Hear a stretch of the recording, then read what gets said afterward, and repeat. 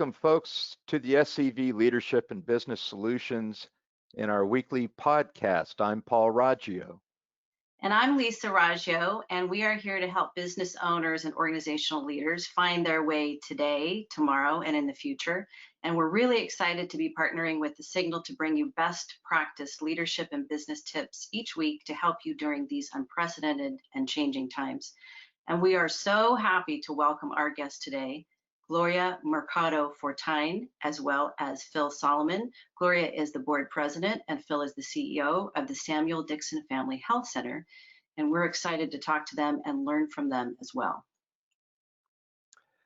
And we're a brother-sister team, and we coach and mentor business owners and organizational leaders and their teams really to achieve the highest quality products and services. So take a look at our website. We offer sales and marketing, leadership and team building, financial analysis, budgeting and forecasting, systems development and management, and short and long-term planning. That's all part of our menu of offerings we have in terms of workshops and one-to-one coaching. And as part of our podcast, we offer a theme for the week, and this week's theme is Say Something, Not Just Anything. We just published an article on this past week, and we're going to invite our guests to take part in some of the conversation regarding that topic and what it does for leadership. Excellent. So without further ado, I'm going to read to you the backgrounds and the bios of Gloria and Phil. And as I mentioned, Gloria is the board president of the Samuel Dixon Family Health Center and is also the CEO and president of Global Education Services, Inc., an educational leadership consultancy. And GES works with school organizations undertaking leadership and cultural transformations. And Gloria has extensive experience as an educational leader. During her 30-year career in education, she served as teacher, counselor, principal, assistant superintendent, and superintendent president.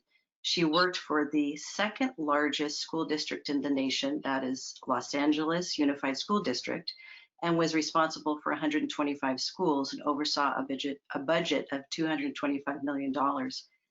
Gloria also was raised in Santa Clarita Valley, and she served 4 terms, that's 16 years, as a publicly elected official on the governing board for the William S. Hart School District. And prior to that, she served on the Castaic Union Elementary School District Governing Board for 10 years. Gloria has been honored many times in our community. One of those awards was the 2018 SCV Woman of the Year, and she has many other awards. And Gloria holds a Bachelor of Arts degree from Cal State Northridge, a Master of Science in School Administration and Management, Pepperdine University, and a Master of Science from Laverne University, Educational Psychology. And Phil, who is the CEO of the Samuel Dixon Family Health Center, grew up in San Diego and earned his bachelor's degree in health science from San Diego State University and a Master of Public Administration from Cal State Northridge. And since 1993, Phil has worked extensively with nonprofit organizations servicing underserved communities and culturally diverse disadvantaged youth and families. For the last 8 years, he has worked for the Samuel Dixon Family Health Center, with the last 5 years as the CEO. He is a leader in healthcare in the Santa Clarita Valley, and he's been recognized as the Signal's Top 51 in 2016. And he is active in our community through his volunteer work and currently serves as the board chair for the Veterans Collaborative Services and serves on the executive board for Santa Clarita Community's Task Force on Homelessness. And I could read a lot more. They have a lot of other things that they've accomplished. And I know we want to get into a conversation with them and learn from them. So the first question we want to ask you both is, Samuel Dixon Family Health Center, what does it do? How long has it been doing it? And what is its vision, mission, purpose? Any of those things you'd like to share with our listeners? Philip. Okay, sure. The Samuel Dixon Family Health Center, and I'll let Gloria give some more of the historical perspective because she's a Santa Claritian entire life. But we, since 1980, we've offered affordable healthcare services to this entire community. We've expanded to 3 different locations. Obviously the Valverde location was the first that was established in 1980. We have our Canyon Country location, which followed suit, and then our Newhall location, which opened up in 2009.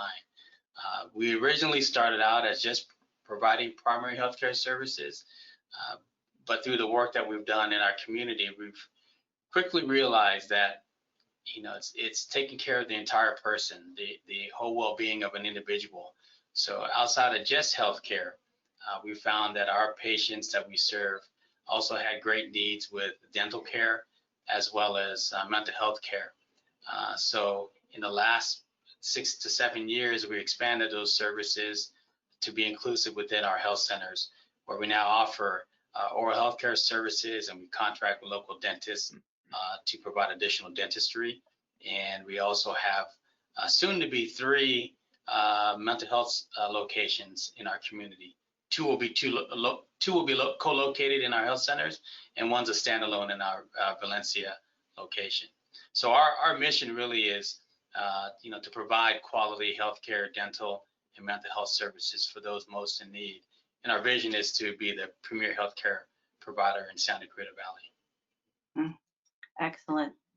And what about the history? The history, I think what has been so impressive to Paul and I as we've launched our business here is how old the city is, but the history of Samuel Dixon Family Health Center is even older in regards to its servicing this community. Yes. And it is, with 40 years in existence, and like anything, it took a need and a special individual to really kick it off, and that was the Reverend Samuel Dixon, and that's why we named the clinic after him. He started in Valverde in a little building next to the church, and so to see our growth now with 3 sites, it's incredible. But he felt that there was a need in Valverde because of the population, underserved population. And so he made it a mission to start a small clinic. And with great leadership that we've had, we've been able to expand that and into the rest of the valley, as Philip mentioned, Valverde, Newhall, and Canyon Country. So we always wanted to maintain his vision. And really focus on what that dream was, to serve the underrepresented people of our community. The very unique thing too about our organization, as Gloria mentioned about the history, Reverend Samuel Dixon has 3 children that are physicians. 2 up in the Northern County areas, and 1 here in Santa Clarita. And if you look at our website, and if you are assigned membership with our health centers, you'll see that the primary care provider listed is Dr. Samuel Dixon III. So Dr. Samuel Dixon III is the son of Reverend Samuel Dixon. So he has been our chief medical officer now for the last, I believe, 4 years. So that's a very unique thing to have in an organization that, we named our health centers in honor of Reverend Samuel Dixon, and his son is our chief medical officer, and one of his daughters, actually, who's a physician, Dr. Joyce Hightower, also worked with us for a couple years before she moved up north. And something unique is that I grew up with the kids. So Dr. Hightower, Joyce Hightower, Joyce Dixon Hightower, was in my class. So we went to elementary and then graduated from Hart High School. Wow. Yeah, that's especially unique, Gloria. I mean, what a connection that you have to the organization. That's right. Very. Hey, we know that you both have been going through a 3-year strategic planning process. And I think it would be really interesting to the audience to give your individual perspectives, Gloria, from a board president standpoint, and Phil as the CEO of the organization, just the importance of going through this process and what it does to enhance the vision and the future growth of the organization. Let me start off as a board member, board president, and then Philip will give you a lot of the detail. But as you know, with any organization, any nonprofit, but any organization, you'll have turnover, and you'll have turnover on the board, and you also have turnover with your personnel, with your staff.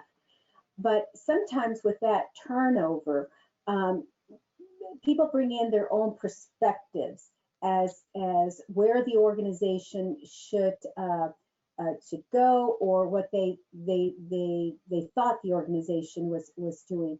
And so when you don't have really the clarity of your vision and your mission, then you have different opinions on how that organization should go. And sometimes you begin to lose that vision, and we've been around for a long time, and so sometimes it gets blurry. And so we felt, Philip, the board felt, we need to kind of bring it back and really take a look at, are we really fulfilling the vision that God has started? Or do we need to make change for the times? And so that's very, very, very important. It was very important to us. And so we felt, with the changes, with Philip on board, we were getting strong, but we were having some people on the board who felt, well, maybe we should be doing X instead of Y. And so we felt at that time, okay, we need to come together as a board, the CEO and staff, and really go through a process to really recommit to what is our vision, our mission, and our goals. And so that's why we started this journey of taking a look, very careful look, because if we can't communicate our vision, mission, goals to our own organization, then we're going to have a problem communicating that out to the community. Yes, and I'm sorry, my motion light turned off in my office, so maybe I'll throw something over there to get it going. But Gloria's right. Our strategic plan, we took a great deal of time and effort to really identify areas that we felt were a great need for our community, and how can we as an organization strive to achieve those that are in need. And the strategic plan, where we have our vision and our mission and our values listed there, really helps us focus in and hone in on where should we direct our resources and energy. There's a couple of sayings as all my years working in nonprofits that I've learned. There's one saying where they say, cash is king. And then the other saying is, don't chase the money. Yes, cash is very important for an organization, but you don't chase the money, because you're going to be wasting your time and effort chasing funds that really aren't supporting, what your vision and mission is as an organization. So, when we took the time to strategize and identify the needs of our community, it's really taking in the information that's available to us. We sit on several planning committees that look at Santa Clarita Valley and look at the needs of our community. I shared that information with our board to discuss, what are the needs of Santa Clarita, and where as an organization do we fit in, and how can we help support the needs of our community where we fit in. And we really identified that the growing needs of mental health services and the growing needs of dental care that's affordable for those that are low income and uninsurable, those were the two greater needs of our community.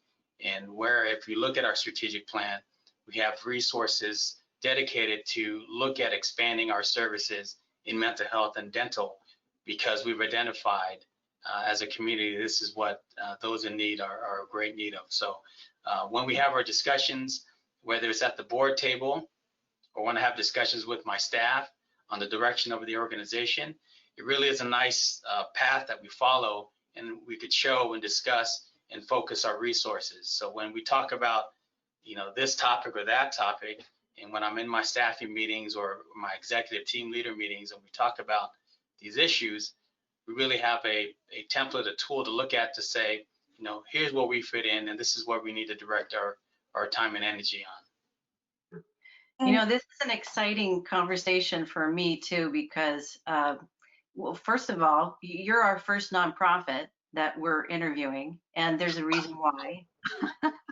Because, when we look, you've already said some things that we think are key in regards to the nonprofit sector, and a lot of them aren't doing in regards to, you've talked about a vision and where you're headed and building towards that. You've talked about strategic planning. And the experience that we have in the past is a lot of nonprofits get stuck in being mission driven exclusively. They're not thinking about their vision. They're not thinking about their core values and all of those things, or what we call as points of culture. They become the compass in which that's how you go about achieving your vision and on your mission. But they've been very focused on the services that they provide, but not on the planning end. And both of you talk about that and with the organization as being key to what drives it to move forward. So great points that you both have made, and it speaks to the long-term impact and sustainability. Because Phil, what you talked about as well is an integrative approach, this comprehensive continuum of care that you're able to offer the community and filling those gaps and always being aware of it. Which reminds me too of COVID. How has your organization and you both in your leadership had to pivot as a result of the pandemic and perhaps the other multiple crises that have been layered after COVID started? Yes, and I'll start with this one. The pandemic, when it came around in probably early to mid-March, we were probably operating at a highest efficiency as an organization, maximizing the amount of care we could provide to our patients at all of our locations. We also have 2 outreach programs on CalArts and COC, so we were providing services to students at a high capacity. And when the COVID pandemic came around, it really hit us hard. We probably dropped around 75% of our productivity when that had occurred. So, we as an organization had to quickly adapt to the changing times and what the pandemic had forced us to do. We could no longer provide in-person care.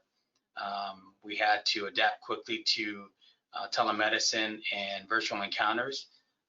And during that time when we were providing the non-touch encounters, we had an opportunity to really prep our health centers with protective measures and barriers and sanitation requirements and UV lighting equipment to really prepare our facilities so that when we started to have the in-person encounters, we're operating at the highest safety capacity as possible, with ensuring those that are visiting and those that are working in our facilities are safe. So it hit us pretty hard. I have great team leaders with the organization. I have great staff at the health centers, and we all quickly had to do a 360 and change the way we provided care. And it as an organization, yes, the pandemic was a challenge for us. But at the end of the day, we're a better organization because we now have multiple ways that we could deliver services to our patients other than in person. So, the leadership that I have within this organization has allowed us to adapt quickly. Although we're not operating as we once were pre-pandemic, we were operating at a much higher level than the 25% we were during the height of the pandemic. So we're in a good position today because of the team effort that we had, and with the support of the board and helping give us direction on how we respond to the pandemic, and us brainstorming and talking about ways that we could get through this process and continue to thrive. That we came together quickly to manage that. And something we've talked about through our coaching with you, Lisa and Paul, is the importance of being able to pivot. And that is exactly how we're able to survive. It's to quickly be able to adapt. And as an educator, when we were told schools are closing, it's like, oh my gosh, what are we going to do? Well, it took a long time before we really schools were able, districts, to say, okay, we're going to do remote learning. We're going to do that. Now we're going to have to train teachers. We're going to have to do all these things. So that's why it was a rough start at that end of, that from March to June, that second semester. And I knew what everybody was going through. And I knew what Samuel Dixon would have to go through.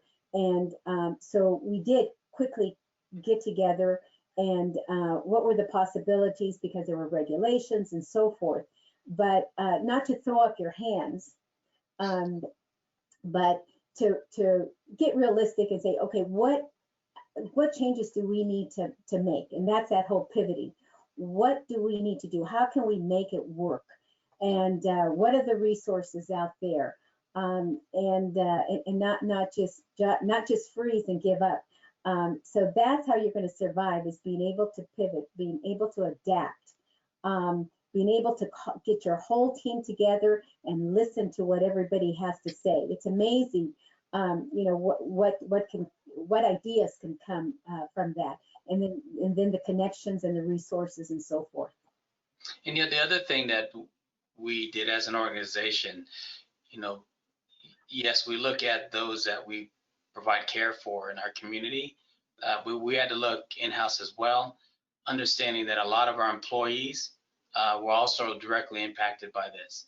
I know, I have staff that have young kids at home. I have staff that have kids that are in school, understanding that they would be impacted as well with the schools closing down and doing virtual and remote learning. How can we support our employees during this time as well? And also understanding that with the amount of layoffs and reduction in force and unemployment that was rising due to the pandemic, we wanted to make sure that we're ensuring our employees that we're strategizing to take care of them as well, because we didn't want them to have to worry about taking care of their families at home and whether or not they have a job to go back to take care of their families. So we really focus our resources on not only caring for our community, but caring for the Sam Dixon family as well. Yeah, this is a great testimonial to resiliency, and it really brings about this concept that the military uses of you have to adapt, you have to improvise, and you have to overcome. And that's how you're going to successfully achieve your mission and stay in a mission status throughout. One of the things that we've talked about over the course of the past, I guess, 3 or 4 months now with both of you, is on goal development and goal formation, the importance of really understanding what you want in terms of an outcome when you're putting the goals together. Can you talk a little bit about that? I think that would be really instructive to the audience. When we first got into that, as an educator and small business owner and so forth, we do a lot of goal setting, strategic planning, goal setting, but through our coaching with you and Lisa, it has clarified it even more, because sometimes we just throw goals down that sound good, that we think, oh yeah, that sounds good, but it's not necessarily in alignment to our vision and our mission. And so to be able to break it down was a real eye opener. I mean, I thought I knew it all, having done it for so many years. But I think it's so important that everybody understands what that goal setting is. What does it mean? And how you break that even down further for your objectives and so forth. I think for the first time, we've had clarity of what we want to do and where we're going. Philip, what do you think? Yeah, I had thought, well, we got some pretty good goals here when we presented you both with our strategic plan. I said, we got this. These goals look good. They're in the direction that we want to go head in. But the defining and the details for each goal as we went through them, was pretty eye-opening, as Gloria had mentioned. But it really was extremely helpful for us because we were able to continue to focus on what really were we trying to achieve, with this goal here. What are our objectives? What's the end result? And as we further broke down each goal to identify, the objectives and what steps would be needed to accomplish that, it really helped us lay out a plan, not only for the 3 years, but as we had discussed in our meetings, that you just don't start it and finish it by end of year 3. There's adaptation that happens, there's revisions that happen, and it's ongoing. So it's not necessarily a 3-year plan. Although we identify goals that we would like to achieve in that period, but it's ongoing, and you're continuing to redefine them. And as the delivery of services, or such as the pandemic has already had some challenges to the goals that we set out in our timeline, you continue to adapt your goals and revise them during the course of your whether it's 3 years, 5 years, 10 years. So that was really eye-opening, and those exercises, it wasn't just one exercise that we went through and said, okay, now we got it. No, we'd come back and we'd take a look at what we worked on, and then Paul and Lisa, you would say about this or that, and Gloria and I would go back and say, wow, we thought we had this one. But today, because we went through those exercises with all of you, today we are very confident in our strategic plan that we have laid out for the organization. A great tool too, I think, for because a lot of it is on the shoulders of staff, right? I mean, the board can, we approve and we look at it and we give the input. But a great tool was the 90-day tracker, if I can use that term that you showed us, that you used, the 90-day where the staff really break down those objectives in timelines and really into tasks. And just talking to Philip, he can, he's really involved his supervisors from the various clinics and how they're going to implement that with their staff. So everybody is a part of this plan. So I think it's wonderful, more hands-on, and then they get a lot more, and it builds capacity in his staff as well, because they're taking it on. It's just not some strategic plan with goals and objectives that is put on the shelf, but it's a working tool. Yeah, and Paul and I talk a lot about, as you both know, we're big fans of start with why.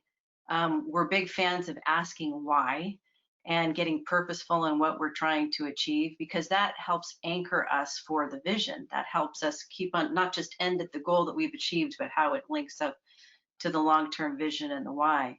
And so it's exciting to think about the work that you do, because we're big fans of what you do, and we want to make sure that the services are there long-term and that there's sustainability.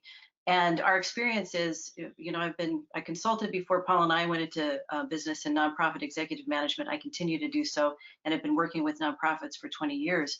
And again, there is this wonderful allegiance in regards to the mission and the services, and making sure that we're doing everything in regards to the client and not thinking so much about the business and the long-term impact.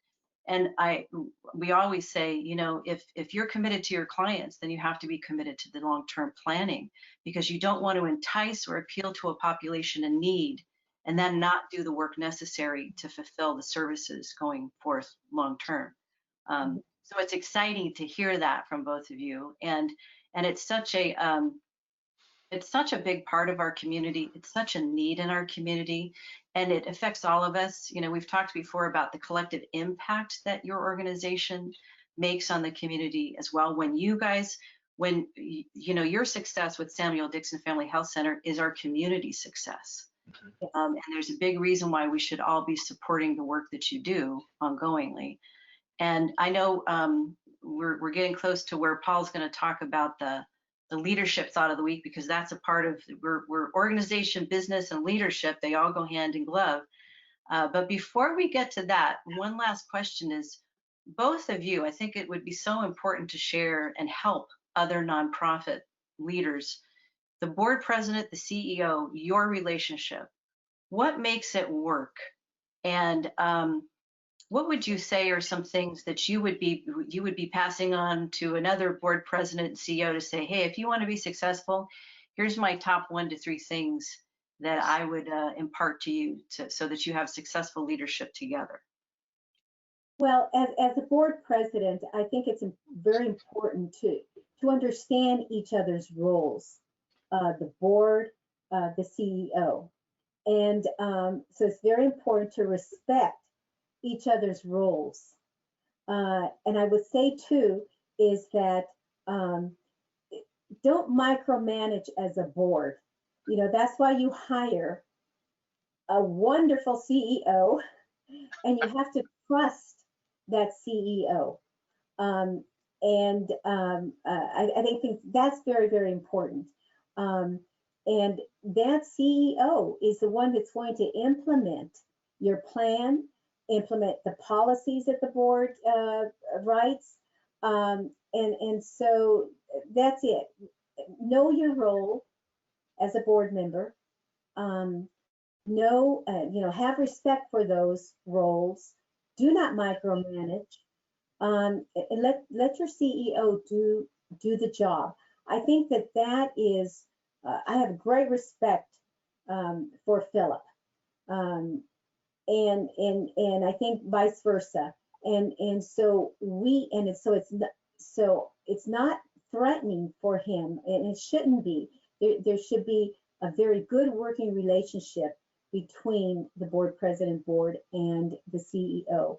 And so there should be trust. You get to the point where you trust each other. And it's okay, Philip will say, oh, I messed that up, but here's what I've done. And it's okay for him to say that.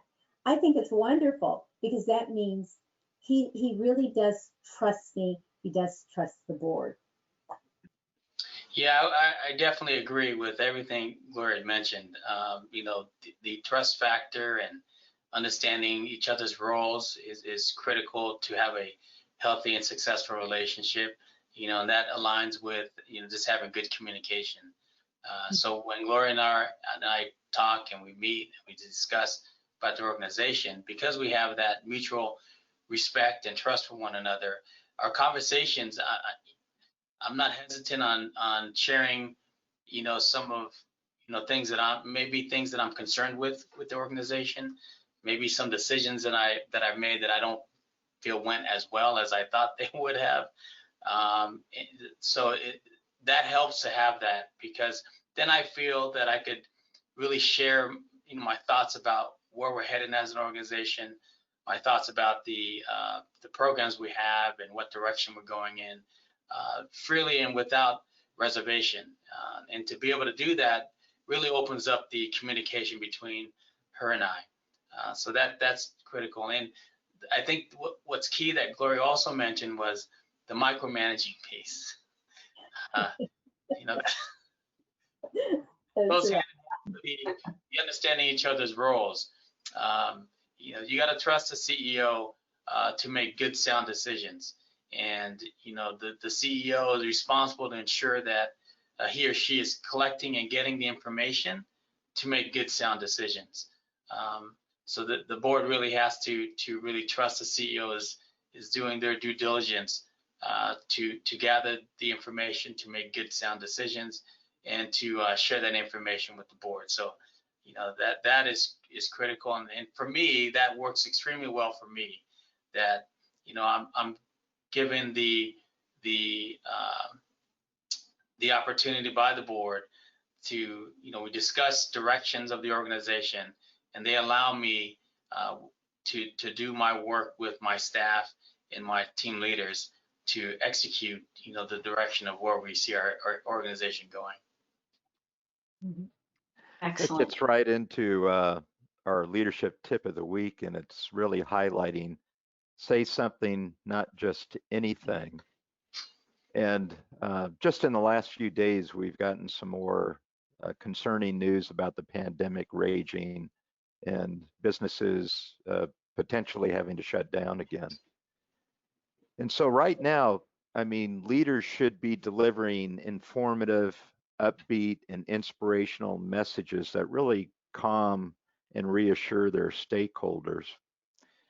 And during a crisis like the pandemic, I mean, it's a time when a leader must show up and demonstrate the company's values and how they can effectively communicate to continue to inspire their people through positive messages.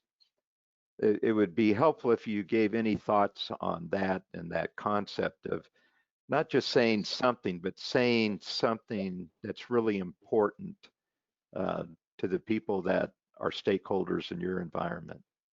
Yeah, and that is critical. I think one thing you do as a leader is you show up.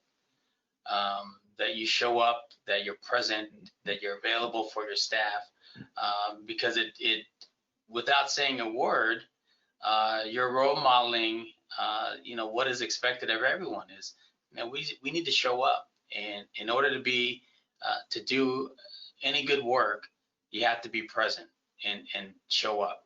And for my staff to feel supported by executive leadership, we need to be present and we need to show up and be there for them. One of the things that I've instituted during the pandemic, you talk about communication and messaging, because of the pandemic, we have to reserve ourselves from having frequent face-to-face conversations. For me, one of the things that I feel is important with my staff and my leadership team is, to touch base with them. When I say present, to be present in the work environment, to engage with my employees, whether it's a quick visit just to say hello. That's important for me, that they see the CEO there and available, saying hello to the staff, checking in on things. And because of the pandemic, I really have stepped away from doing that because of the concern of going from one location to the other and interacting with, we have 50 plus employees. So I have to be cognizant of the perception that others might feel that kind of engagement is a little unsafe at this time. So with my leaders, I've instituted weekly conference calling with them because I wanted to make sure that they had a forum to express any concerns that they're seeing in the front lines and how we as an organization can respond to that. B, for also, it gives me an opportunity to do exactly what we're talking about, Paul, is to be upbeat, to be encouraging. How can we be supportive so that they have that direct communication and link to the executive leadership. So that's been important for me during this pandemic, is to maintain that level of communication and contact with my staff. Philip is right on. There is a saying that's overused, but I truly believe in it. that saying, we're all in this together. And it's communicating that message that we're all in this together, that even though as a board or a CEO, we understand. And as Philip was talking about communication, I think, leadership is about communicating and communicating that you care for the employees. And so in these hard times, finding those ways to really communicate where you can't maybe communicate face to face, but there are other ways virtually, and to listen to your staff, to listen to your employees, listen to their concerns, and sometimes they just need a sounding board. But communication is so important because people need to feel that they're being heard, that they're being heard. Because especially during these times, they're scared, right? I mean, we offer services, and still, and there's still some face to face because of the clinics. So we need to ensure and do everything we can to make them feel comfortable. We care about your safety. We care about your concerns. So leaders, good leaders do that anyway. But during these times, these unique times, you really have to do more of it. And the other thing I would say that's critical during these times in particular is, you really want to find those opportunities to show your appreciation for your staff. On a regular basis throughout the year, as an organization, we do that.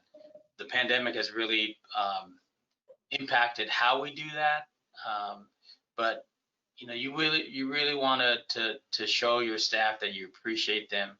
So any opportunity we have as an organization to do that, we want to make sure we do that so that they know that the work that they do doesn't go unnoticed. We notice everything that they're doing.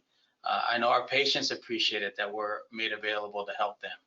So we want to, as an organization, we want to do our part in really expressing our appreciation for the employees that really make things go. So.